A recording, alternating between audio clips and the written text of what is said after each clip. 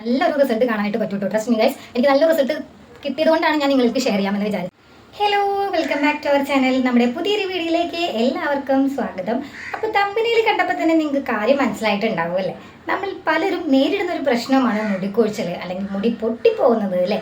എന്തൊക്കെ കെയർ കൊടുത്തിട്ടും അല്ലെങ്കിൽ ഏതൊക്കെ ഹെയർ പാക്ക് അപ്ലൈ ചെയ്തിട്ടും എന്താണ് എൻ്റെ മുടിക്കൊഴിച്ചിൽ മാറാത്തത് എന്ന് വിചാരിക്കുന്നവരല്ലേ നിങ്ങളിൽ പലരും. എന്നാൽ നിങ്ങൾക്ക് യൂസ്ഫുൾ ആയിട്ടൊരു വീഡിയോ ആണ് കേട്ടോ ഇന്ന് ഞാൻ ഷെയർ ചെയ്യാൻ പോകുന്നത്. അപ്പോൾ സ്കിപ്പ് ചെയ്യാതെ ഫുള്ളായിട്ട് കണ്ടോളൂ, തീർച്ചയായിട്ടും യൂസ്ഫുൾ ആവും. അതിനു മുന്നേ നമ്മുടെ വീഡിയോ ആദ്യമായിട്ടാണ് കാണുന്നതെങ്കിൽ എൻ്റെ പേര് ശരണ്യ.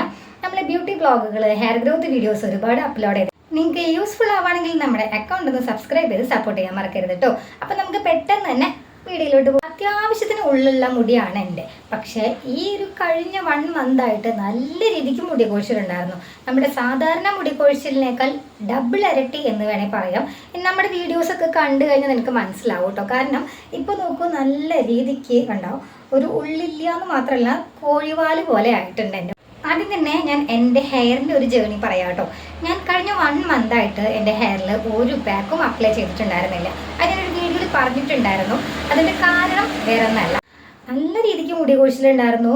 ബെഡ്റൂമിലായിക്കോട്ടെ പില്ലോസിലായിക്കോട്ടെ നല്ല രീതിക്ക് എനിക്ക് മുടി ചീകാൻ വരെ പേടിയായിരുന്നു. അങ്ങനെ ഞാൻ ഓരോ ഹെയർ പാക്കുകൾ അപ്ലൈ ചെയ്യാനായിട്ട് നോക്കി. പേരയിലത്താളി യൂസ് ചെയ്ത് നോക്കി, അതിൻ്റെ വാട്ടർ ട്രൈ ചെയ്ത് നോക്കി. ഹോർമോണൽ ഇംബാലൻസ് അല്ലാതെയുള്ള മുടി കൊഴിച്ചിലിന് ഏറ്റവും എഫക്റ്റീവായിട്ട് പവർഫുള്ളായിട്ട് റിസൾട്ട് കിട്ടുന്ന ഒന്നാണ് ഈ പേരയില കൊണ്ടുള്ള താളികൾ.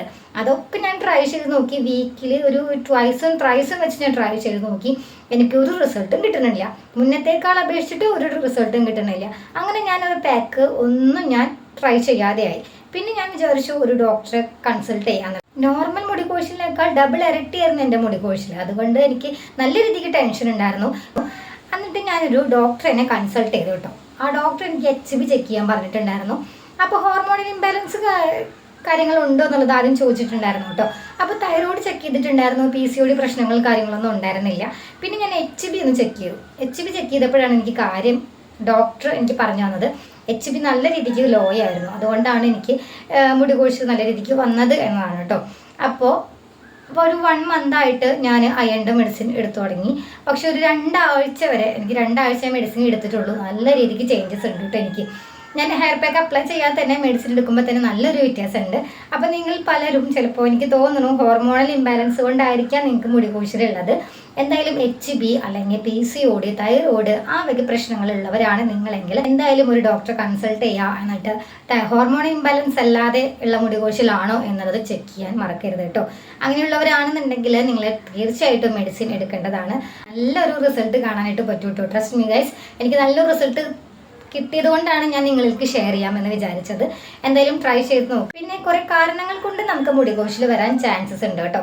അയൺ കണ്ടന്റ് ഉള്ള ഫുഡുകൾ കഴിക്കാനായിട്ട് നോക്കുക. മുടി കൊഴിച്ചിലുള്ളവരാണെന്നുണ്ടെങ്കിൽ നിങ്ങൾ വെയിറ്റ് ചെയ്യരുത് കേട്ടോ. ഇപ്പം തന്നെ ഒരു ഡോക്ടറെ കൺസൾട്ട് ചെയ്യുക. നിങ്ങൾക്ക് ഇതേപോലെ ഹോർമോണൽ ഇംബാലൻസ് കൊണ്ടാണ് മുടി കൊഴിച്ചിൽ എന്നുള്ളത് ഒന്ന് കൺഫേം ആക്കുക. അതേപോലെ മെഡിസിൻസ് ഒക്കെ കറക്റ്റായിട്ട് തന്നെ എടുക്കാനായിട്ട് നോക്കുക. കൂടാതെ നിങ്ങളുടെ ഫ്രൂട്ട്സ്, വെജിറ്റബിൾസ് ഒക്കെ ലൈഫിൽ നമ്മൾ കൂടുതലായിട്ട് കഴിക്കാനായിട്ട് നോക്കുക. 5 ലിറ്റർ വെള്ളം നമ്മൾ ദിവസവും കുടിക്കാനായിട്ട് നോക്കണം കേട്ടോ. ഇക്കാര്യങ്ങളൊക്കെ ശ്രദ്ധിക്കുക. അതേപോലെ നനഞ്ഞ മുടി കെട്ടി വെക്കാണ്ടിരിക്കുക. മുടി നല്ല ഹാർഡായിട്ട് ചീകാണ്ടിരിക്കുക. ഇതിന് ടെൻഷനൊക്കെ ഒന്ന് മാക്സിമം കുറയ്ക്കാനായിട്ട് നോക്കുക. ഇതൊക്കെ നിങ്ങളൊന്ന് ബാലൻസ് ചെയ്ത് പോവുകയാണെന്നുണ്ടെങ്കിൽ തീർച്ചയായിട്ടും നല്ല ഹെൽത്തി ആയിട്ടുള്ള മുടി നിങ്ങൾക്ക് കിട്ടുന്നതായിരിക്കും. ഇനി അതല്ല, ഹോർമോണൽ ഇംബാലൻസ് അല്ലാതെയുള്ള മുടി കൊഴിച്ചിൽ നമ്മൾ ഒരുപാട് വീഡിയോസ് അപ്ലോഡ് ചെയ്തിട്ടുണ്ട്. ഇനിയും ഞാൻ അപ്ലോഡ് ചെയ്യുന്നതായിരിക്കും.